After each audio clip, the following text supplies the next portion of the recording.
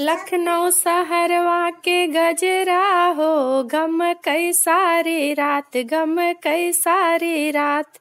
सबके बलम लाए सूट और साड़ी, सबके बलम लाए सूट और साड़ी। हमरे लिए आए चुनरिया हो, चमकई सारी रात, चमकई सारी रात। लखनऊ शहरवा के गजरा हो, गम कई सारी रात, गम कई सारी रात। सबके बलम लाए पेड़ा और बर्फी, सबके बलम लाए पेड़ा और बर्फी। हमरे लिए आए जलेबिया हो, टप कई सारी रात, टप कई सारी रात।